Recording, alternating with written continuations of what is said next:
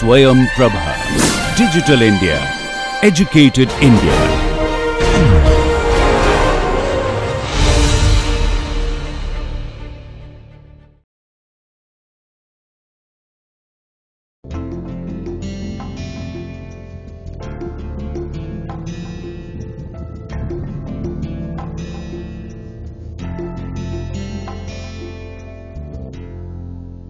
Okay, welcome to this lecture on basic surveying. We are now talking about this module 12, and this module 12 is on GPS. Today is our lecture number 3. We have already completed 2 lectures of this module. So this is our last lecture of this video lecture series. We have already completed this part, which was the introduction to geoinformatics, basic concepts of surveying, linear measurements, compass surveying, theodolites and total stations, then these techniques of triangulation and trilateration, leveling and contouring, plane tabling, then how the observations can be adjusted. Finally, how we can obtain the maps. Then this is the setting out. Project surveys, we discuss how to set out the various projects. And in this present module, we are talking about the GPS, and this is our last lecture now. In our last lecture on this GPS, that is lecture number 2, we talked about applications of GPS. Then we saw the GPS errors. Also, we saw how the errors can be eliminated by doing the differential positioning. Now, in this lecture today, we are going to talk about some measurement techniques which are code and carrier based measurement techniques by the GPS. We will also have a glance at types of the receivers and how the various types of receivers can be classified. Then a little bit about GPS survey approaches. How actually the GPS survey is carried out in the field, what are the various ways on that. Okay, so to begin with, we'll start with GPS measurement techniques.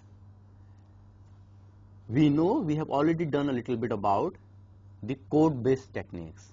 When we are using the code, you'll recall that in our very first lecture we are talking about the pseudo random code, the code which is being generated by the satellite and is also being generated by the receiver, and this code is same at one point of time.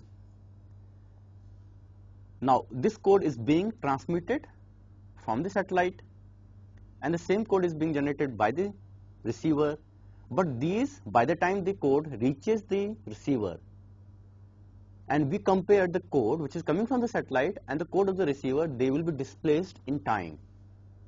So using this, the time of travel of the signal from satellite to the receiver was measured. So that was the code based. So very first way of doing this ranging is code based. There is one more way in which the ranging can be done, which is the carrier phase based ranging. And we will see this is more accurate. Why it is more accurate and how it is done, we will see that now. Well, first a little bit about again the code based measurement. We are using the pseudo random code and we are determining the pseudo range using the time of travel measurement, and we need 4 pseudo ranges in order to find the location of receiver. Well, about the code, we have got 2 kinds of code. CA code, this is available to civilian, while P code, this is available with the military. Now in the case of the CA code, as we had seen previously also, The frequency of CA code is 1.023 megahertz. That's the CA code. And the P code, its frequency is 10.23 megahertz. Now, what is the effect of this?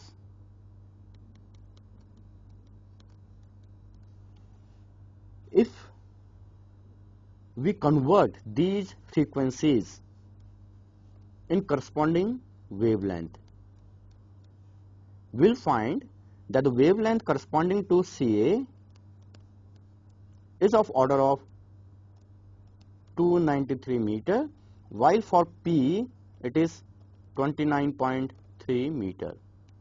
Well, again, what is the implication of this? Well, the implication is, it is something like, as we can see, because we are making use of these codes in order to know our position. So what actually is happening there in this process? The signal which is coming from the satellite, let us say the signal which is coming from the satellite, and that's the satellite which is sending the signal, and the signal is being received there at the receiver. Receiver is also generating the same signal, though it is not sending it to satellite, it is generating internally. And then these two signals are being compared. So what is happening there? If the signal which is being generated is like this,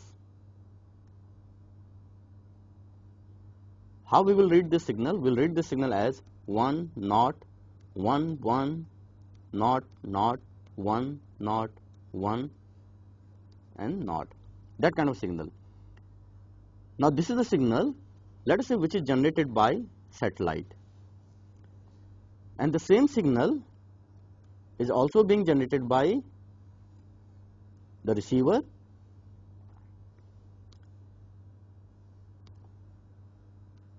but these two signals will be slightly displaced in time, as we are trying to do here.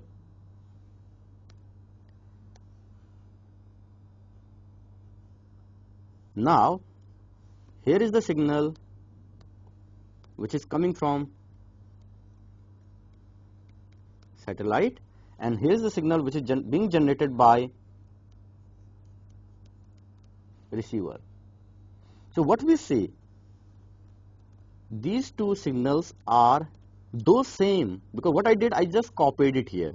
So these two signals are same, but the moment the signal from satellite reaches the receiver is generating some other signal. So this is the edge which has reached at the moment, but at the same time our receiver is generating this particular point. So what we see, there is a displacement, the displacement of order of, let us say, this much. So this is the displacement in time. So because of this displacement, we observe this displacement and we convert it to the distance, and this is how the pseudo range is computed. Now one thing, the accuracy of time measurement will depend upon what is the wavelength of the signal. If this wavelength is small, we can have better time measurement, and the accuracy of pseudo ranging will be better. Now if we understand this, now we look at the signals for CA code and for P code. As in the P code, the wavelength is very small, 29.3, in comparison to the CA code. The accuracy of P code is more. It is more accurate than the CA code.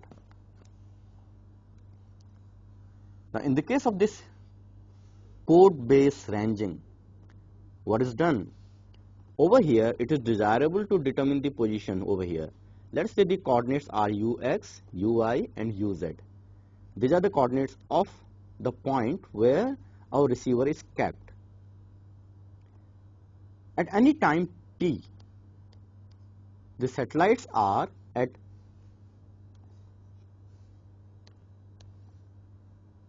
x, y, z 1, that means x1, y1, z1, x2, y2, z2, x3, y3, z3, x4, y4, z4. These are the locations of the satellite, and our aim is to determine ux, uy and uz. What we are observing? We are observing the pseudo ranges pu1, pu2, pu3 and pu4. This is what we are observing. Also, let us say there is some error in the receiver, which we are writing as DTU. So DTU is the error in the receiver. Considering all these, we can write now, as we can see here, I can write a relationship between the position ux, uy, uz, the coordinate of the satellite and the range, and as well as the time error which is there in the satellite. How I can relate these? I can relate them by this relationship. What is this? x1 minus ux square, y1 minus uy square plus z1 minus uz square, and square root of that. It is basically the distance between these 2 points. Plus I am adding c is the velocity of light and dtu is the clock bias at the receiver. So this total is actually the range which is being observed. This is the pseudo range. This P1, PU1 is the pseudo range. Means the range with error. While this particular range, this particular value is the correct value. But we are adding the error component to this. That's why PU1 is the pseudo range. What we can do, we can write similarly for the second satellite, for the third satellite, and for the fourth satellite. So what we see in these 4 equations, if you consider these 4 equations, the unknowns here are ux, ui, uz and dtu. While we know where the satellites are, so x1, x2, x3, x4, y1, y2, y3, y4, z1, z2, z3, z4, these are known, as well as pseudo ranges are being measured, are being observed. So we know also the pseudo ranges. So what we can do now, we have got 4 equations, 4 unknowns. We can solve it in order to determine ux, ui, uz, mean the position here of the receiver. So this is basically how, in case of code-based method, the location is determined by the observation, by the measurement of pseudo ranges. Now we are going for the other method. As we discussed, that other method is the carrier based. Carrier, what is the carrier? Carrier is, we know this code is being modulated on the carrier. There are 2 carrier waves, L1 and L2. And in case of P code also, in case of CA code also, this is modulated on top of the carrier. In the case of carrier based method, the idea is, can we use the carrier signal in order to determine the range or the pseudo range again? Is it possible? Now, how is it done? The principle is nearly same as the EDMI. In the case of the EDMI, as we know, we fire, as you can see here now. In case of EDMI, we fire the ledge of pulse, or let's say it's a continuous wave. A continuous wave is fired, which comes back after reflectance, and over here we measure the phase difference of outgoing and incoming wave. So we measure the phase difference here, delta phi. If we know the phase difference, I can multiply that by the wavelength in order to convert it into that partial distance. So how we can write the full distance d now? The full distance d between transmitter and the reflector can be written as d is half of n into lambda plus delta phi by 2 pi into lambda. Now what is n here? Of course we know lambda is the wavelength which is being used, delta phi is the phase difference which will remain constant provided d is constant, and d is the distance. So we can guess it very easily here that n is equal to the full number of cycles in between transmitter, reflector and receiver, because the signal starts from the transmitter. Now they are one full wavelength, second full wavelength and so on.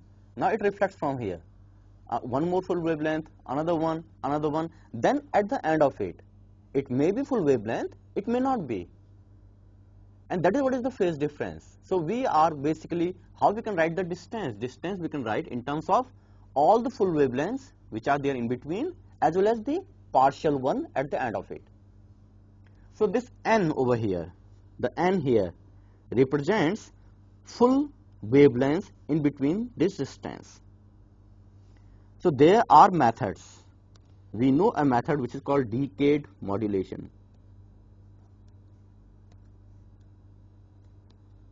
So by this decade modulation, in case of EDMI, we can determine the distance between transmitter and the reflector.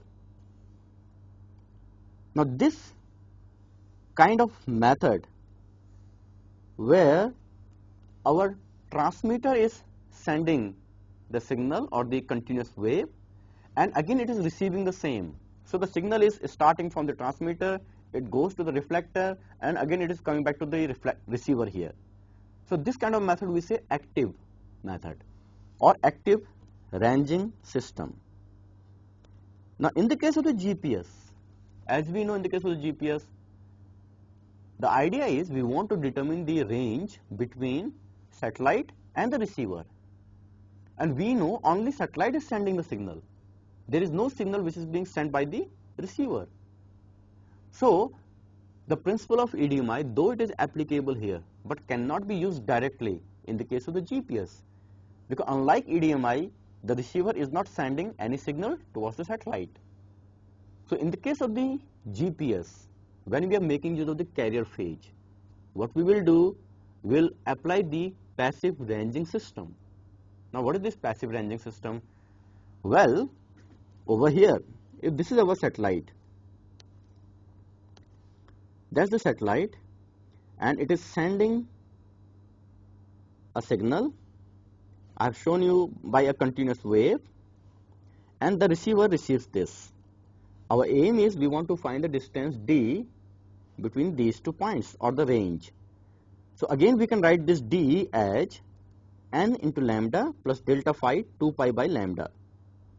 Now what is this? Over here, delta phi is again the phase difference at receiver. What happens in this case? Those receivers which have a facility to receive the carrier phase, or rather to do the carrier phase ranging, those receivers have got an oscillator there inside, and this oscillator has the facility that it can measure the phase difference between its phase and the phase of the wave which is coming. So the oscillator, which is the quartz crystal oscillator, which is sitting there in the receiver, can measure the difference between received carrier phase and the phase of the oscillator. So basically now what we are doing, we are again measuring the phase at the oscillator or at the receiver by using the phase of the oscillator and the phase of the coming wave. So this is the phase difference that we are observing. So we can write this phase difference over here, but in order to know D, we should again know the value of n, that how many full wavelengths are there. This gives the n, 1, 2 and so on up to n, and then the partial one. This is the partial wavelength which is corresponding to phase difference. So again in this case we need to know n. Measurement of delta phi or the phase difference is possible, and it can be done accurately also. It can be done with an accuracy of 3 to 10 millimeter. Now one thing, again, why carrier is better than the code phase? We know in case of the code phase, the frequency of the signal is approximately equal to 1 megahertz, while in the case of the carrier it is approximately 1000 megahertz. So these are the frequencies of carrier and the CA code signal or the pseudo-random code. So what is the implication of this, and how we can say that carrier is more accurate? Well, for this CA 1 megahertz and for carrier 1000 megahertz, if you convert these in corresponding wavelengths, so to convert it, this wavelength will come out around 30 centimeter, or sorry 30 meter, 0.30 meter, while this wavelength it comes out to be 300 meter. We just saw it. So we can do this computation because we know the relationship between lambda. C is mu lambda. By using this we can do this computation. Now what do we observe here? Our accuracy of D is n lambda, the delta phi lambda by 2 pi. So the accuracy of D, if you see over here, is proportional to lambda as well as proportional to the delta phi. How precisely we can observe the phase difference? So accuracy of D will be governed by this, as well as accuracy of D is governed by the wavelength. What is the meaning of this? If we are going for a smaller wavelength, we will have more accurate position. Well, the wavelength in case of CA is 300 meter, while in case of carrier it is only 30 centimeter. So what we see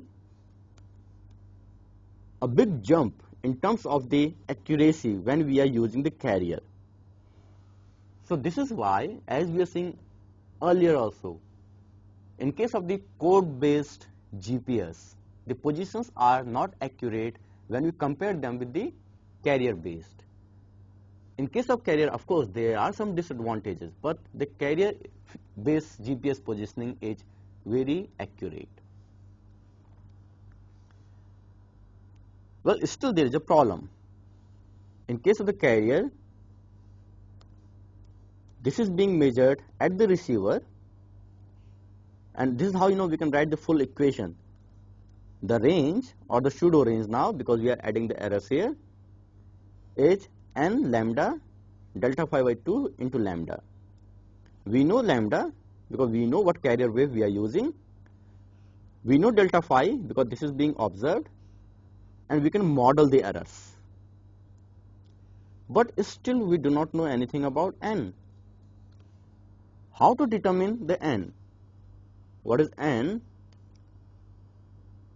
The signal from the satellite here, signal is going to the receiver. Over there, we have got one full wavelength, second full wavelength, and then some part which is corresponding to delta phi. But how to know that how many full cycles are there from satellite to the receiver? That's the major question.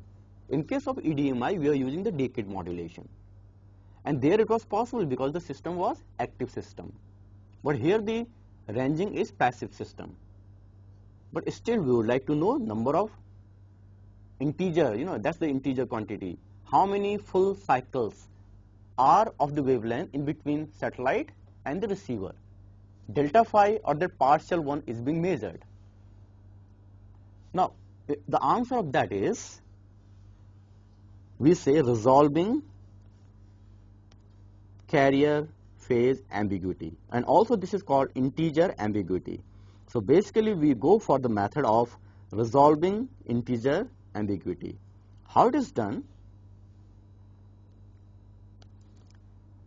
This value of n, we want to determine this.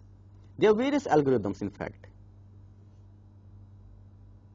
But the general steps in most of these are, we need to provide a priori value of ambiguity parameters. Now what is the meaning of this?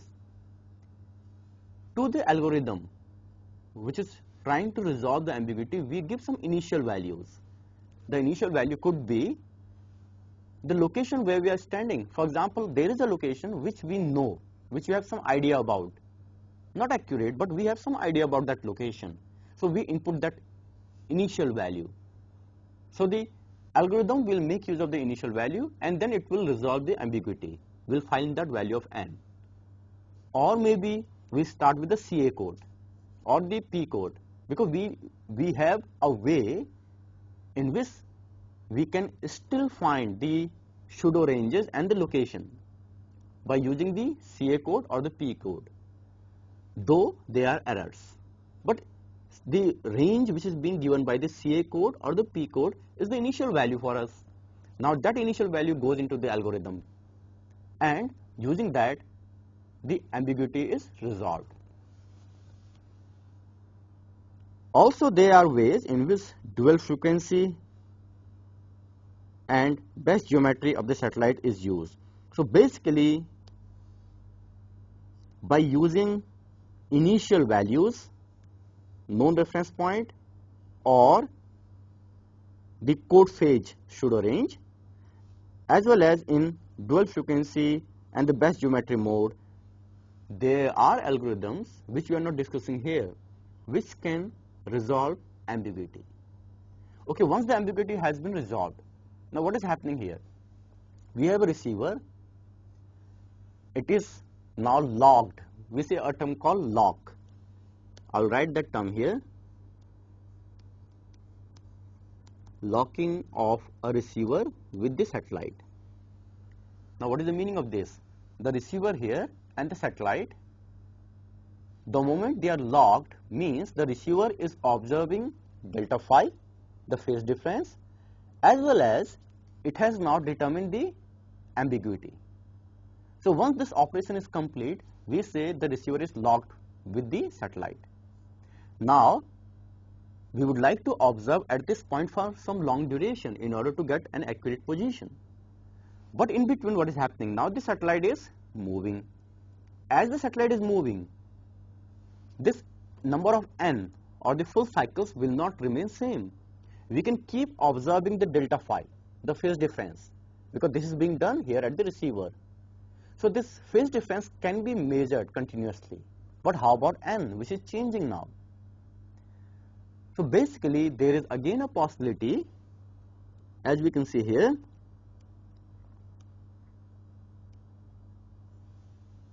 after locking, delta phi is being measured continuously. What we do, that's the initial point.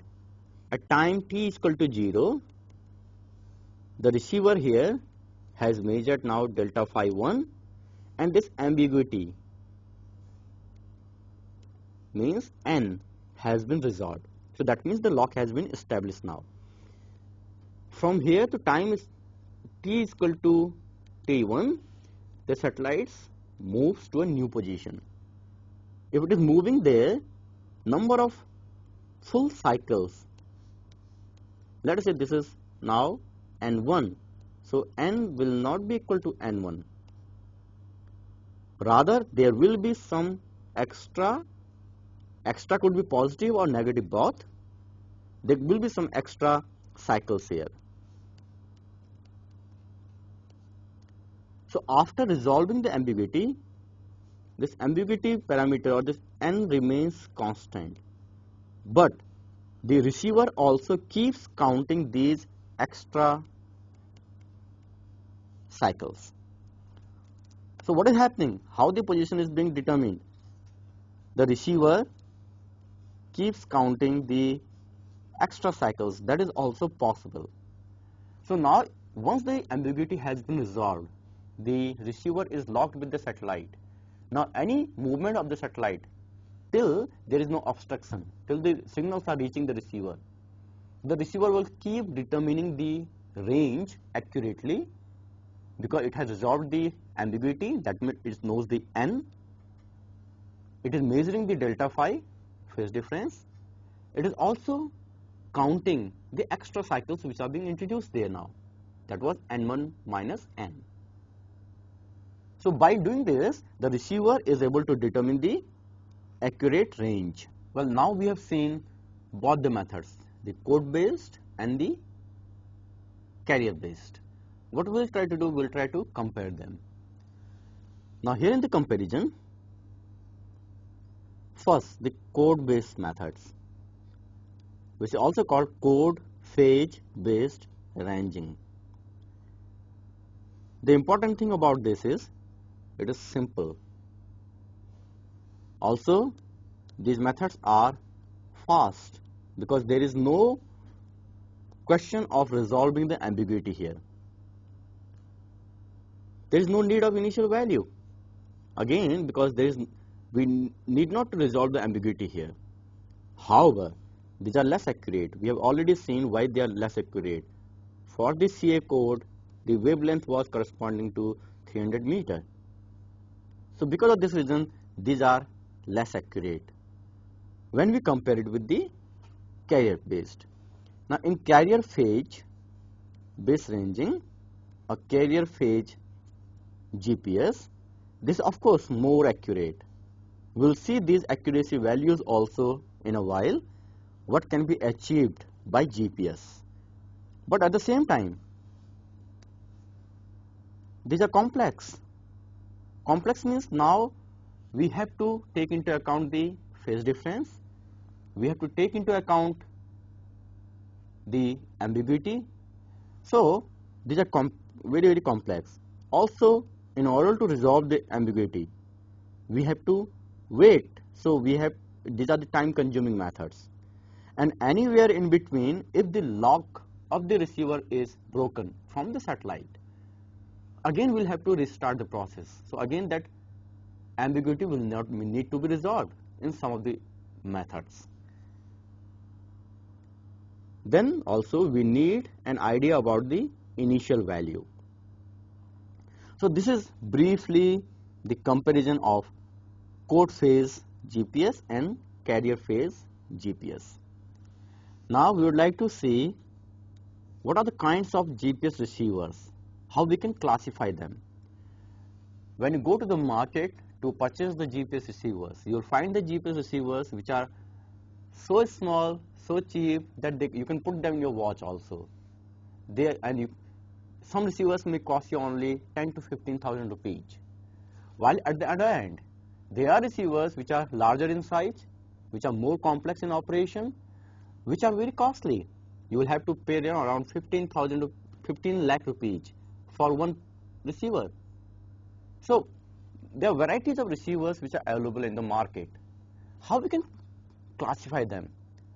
Because this classification is important depending upon your application. What application you are using your GPS for? Accordingly, you will take a decision. Okay, I need of this kind of GPS. So what is the classification? How we can categorize them? For number one is the code phase receiver, means those receivers which are only for code signal. These may be either for P code or for CA code. Of course, we know from the code phase GPS that now these receivers will be less accurate, but the surveying will be faster. So if we are just doing a GIS data updation at 1:50,000 scale, we would like to go for a receiver like this, because we don't need a good accuracy of the data here at this scale, and we can carry out our work very fast. The other category of the receivers is the carrier phase. Those receivers which are making use of carrier signal. Now carriers means these could be those which can use either single frequency or maybe dual frequency. Now those with the single frequency, they use L1. They are again, in comparison to the dual frequency, they are cheaper, but we know why we use L1 and L2 together. By observing their relative delay, it is possible to eliminate ionospheric error. If you are using only single frequency, the ionospheric error cannot be eliminated here. However, in case of dual frequency, both L1 and L2 frequencies are being used, and this can now eliminate also the ionospheric error. Of course, the dual frequency one are expensive. Then we can have another classification of the receivers which is based on data use. Now, there may be some receivers which are using only CA code. There may be some which are using CA code as well as L1 or the carrier wave. There could be some which are using CA code, L1 carrier as well as L2 carrier. Also there may be a few which are using CA code, P code as well as L1 and L2. So depending what kind of facility is there, the receivers are classified, and this is how the receivers are available in market. One more classification, and this is based on the channel. Now what is channel actually? For a receiver, once it looks or it gets locked with the satellites, each satellite is sending its signal. So we have at any time the signal coming from all the satellites, those satellites which are visible to us, which are visible to the receiver. Now the question is, does the electronic of the receiver supports simultaneous observation of all these signals or not? There are some receivers which can observe or which can capture all the signals which are coming from the satellites. There are few which have only one channel. So accordingly, we can classify the receivers as multi-channels. You know, they may have 8 number of channels, 12 number of channels, 24 number of channels. So they can simultaneously lock with all these satellites and collect their data simultaneously. However, we may have some receivers which are sequential.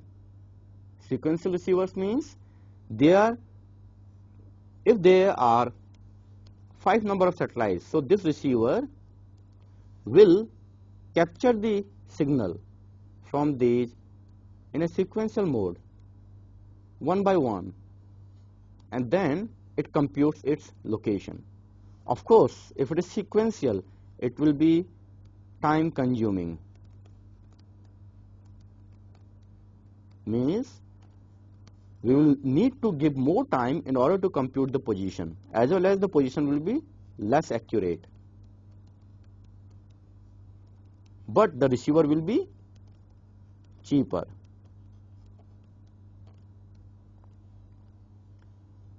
One more classification which is possible is of integrated GPS receiver. Now what is the meaning of integrated? Now in market there are GPS receivers which are coming like a GPS receiver can only collect the data from Navstar. There could be another GPS which can collect the data from Navstar as well as the GLONASS.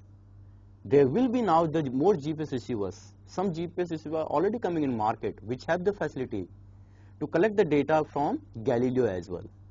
So how or to what all GPS systems the receiver can collect the data or can collect the signal in order to compute the location. Depending these GPS systems, we can again classify the GPS receivers.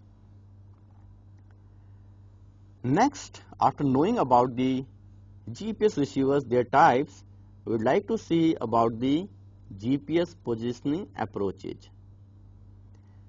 Now, so far we have understood broadly the methods which the GPS uses in order to compute the location. We have also seen how the differential GPS is carried out and how it can improve the accuracy. Now we would like to see in field when we are using the GPS actually, what are the various possible modes?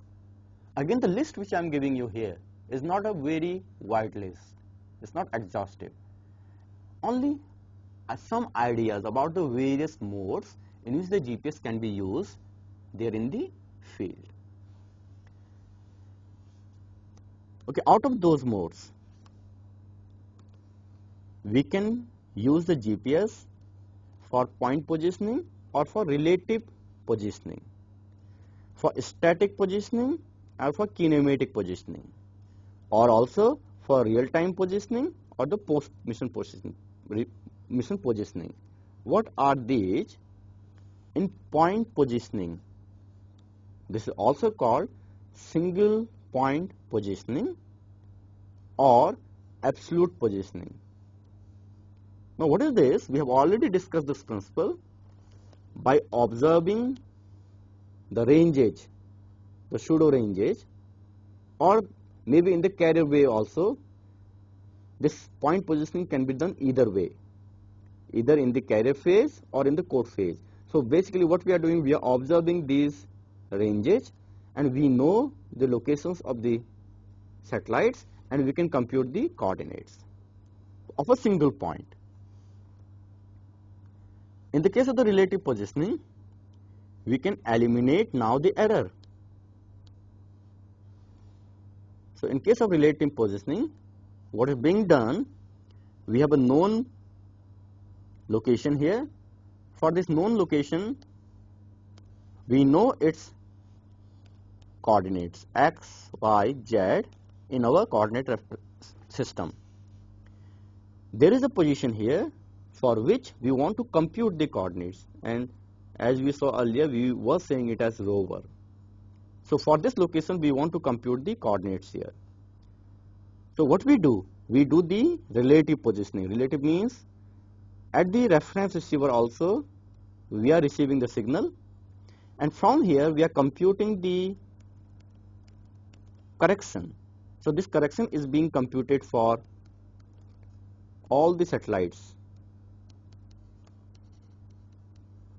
and then this correction is being transmitted to the rover or the other receiver where we want to compute the position, and the rover is basically observing the times T1, T2, T3 and T4 for the signals which are coming from these 4 satellites, and then it applies the correction as it should be T4, T3, T2 and this is T1 here. So this is how the corrections are being applied in the times which are being observed. So by knowing these correct times, the position over here can be determined. So this is how we did the DGPS also, and this kind of positioning we say relative positioning, where the positions are being determined of an unknown points with respect to receiver at a known point. So this is the relative positioning. Another way is, we can say the static or kinematic. Static means our GPS receiver is stationary, it's not moving. We keep it here for half an hour, for 5 minutes, for 10 minutes, and we determine the position here. But some applications will demand that the GPS receiver should move. For example, if the receiver is fitted in an aircraft, or the GPS receiver is fitted in a car, or the GPS receiver is with an individual who is moving. In all these cases, the position which is being determined for the receiver is the kinematic. Another way of positioning, we have already discussed this, is the real-time positioning.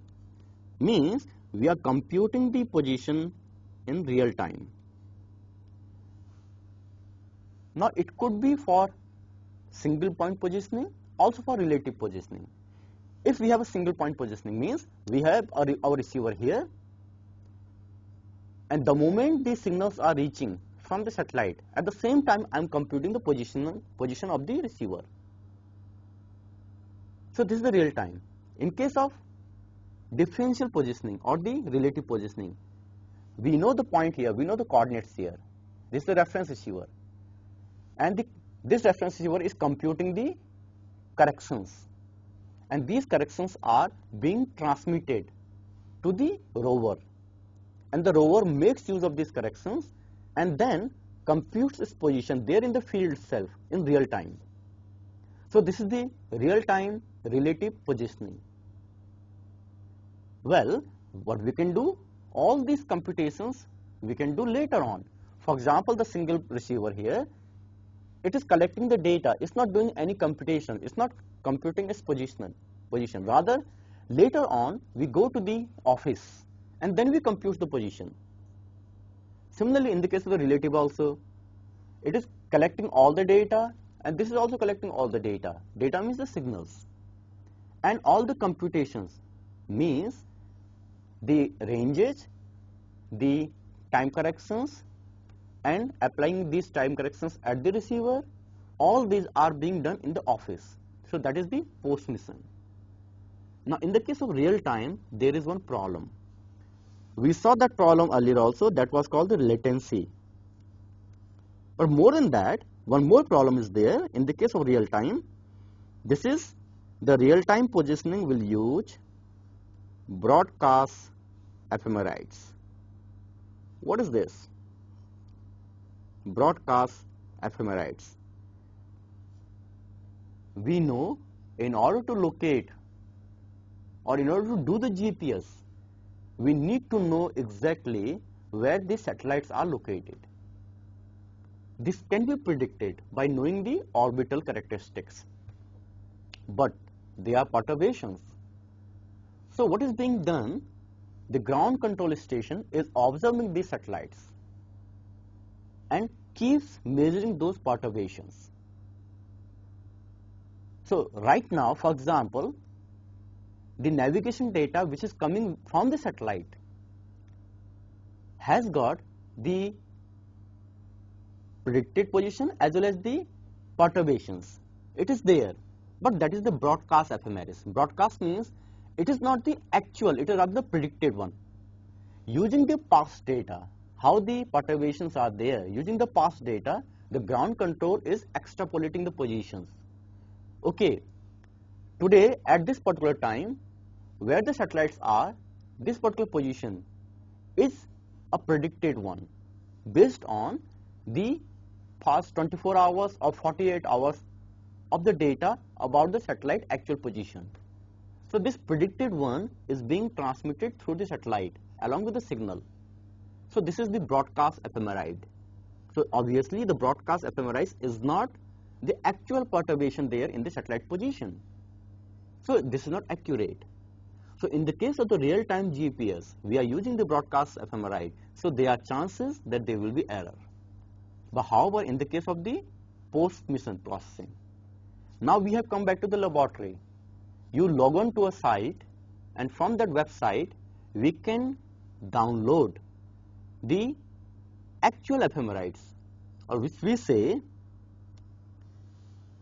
the precise ephemerides. So these precise ephemerides are available from a website. What I can do, I had done the GPS survey in field 5 days back.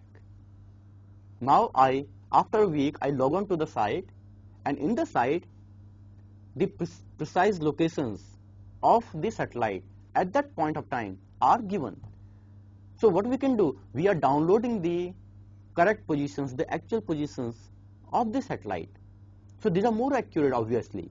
So in the case of the post-processing, our locations which we are determining are more accurate.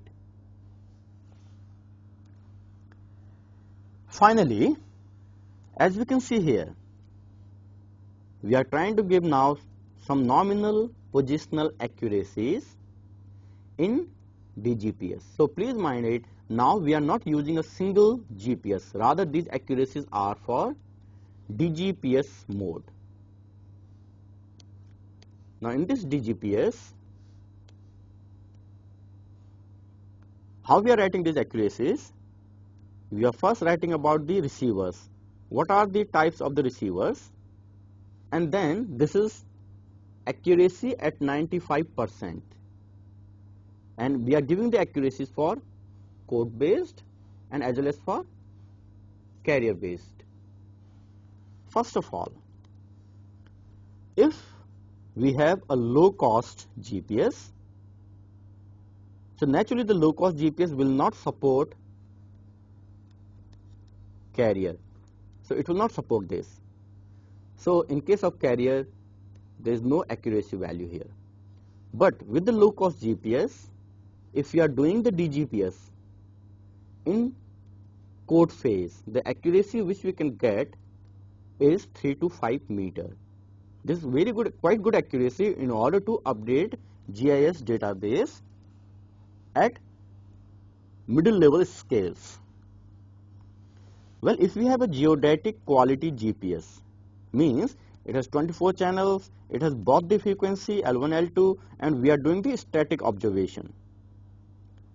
If you are doing this static observation with the geodetic quality GPS, this is the best possible way. And if you are using only code based, this is the accuracy which we can get, 0.3 to 1 meter. Now the most important one of them. Now over here, this is the best possible case which can be there. What this case is, we are using a geodetic quality GPS which has 24 channels or large number of channels. It is using dual frequency, both the frequencies, so the ionospheric errors can be eliminated. We are working in static mode, we are not moving. So static means we are observing for long duration of time, so we have better accuracy again. Then again, we are using the carrier phase. So this is the best possible combination which we can say, dual frequency, carrier phase, static observation with large number of channels. The best possible case and the accuracy which we can achieve is 2 mm plus minus 1 ppm. Now what we are indicating by this accuracy, the way we have written it here, we know already when we are talking about EDMI, we discussed how this, what is this way of writing the accuracy. Over here 2 mm is because of the instrument. So the instrument results in this 2 mm accuracy, while this 1 ppm, it means 1 per part million, is related to the baseline distance. The baseline distance means we are doing the DGPS. Of course, see the carrier phase, dual frequency, multi-channel, static and relative positioning. That's the best possible combination. So once we are doing the relative positioning, we means we have a baseline between these two reference and the rover. So this 1 part per million means we'll have an accuracy of 1 in 1 million baseline. So whatever the length in 1 kilometer, 1 millimeter. So that's the second part of this accuracy. So that's the best possible accuracy which we can achieve.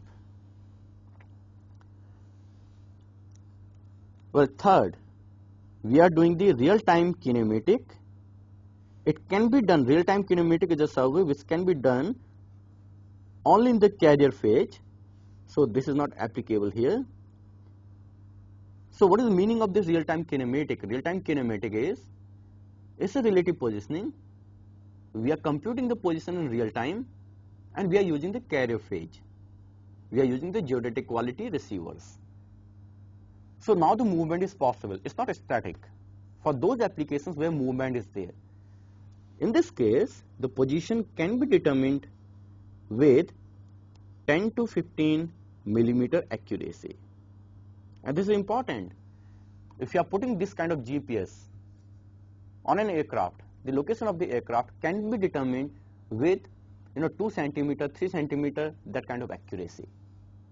And this is highly useful for airborne surveys when we are using the camera put on an aircraft or some other sensors put on the aircraft.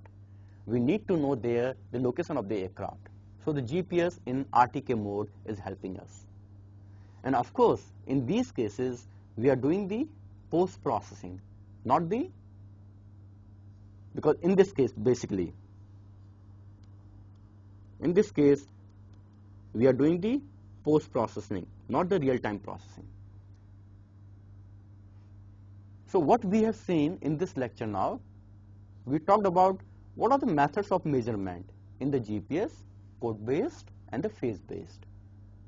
We saw some formulation in the case of the code-based and also now in the case of the carrier-based. In the case of the carrier phase GPS, we measured the phase difference at the receiver, but there was a problem of ambiguity. That was the integer ambiguity. And there are methods by which this integer ambiguity can be resolved. We found that the carrier base is more accurate than the code base. Then we saw the various kinds of receivers, the receivers which are available in the market. Receivers can be classified depending how many channels are there, depending the kind of the signal which they can process, which they can receive. Then finally we saw some field-based methods, the static versus kinematic, real-time versus post-mission processing. So we saw some methods which are actually used once we are doing the survey in the field. So we end this video lecture here. Thank you.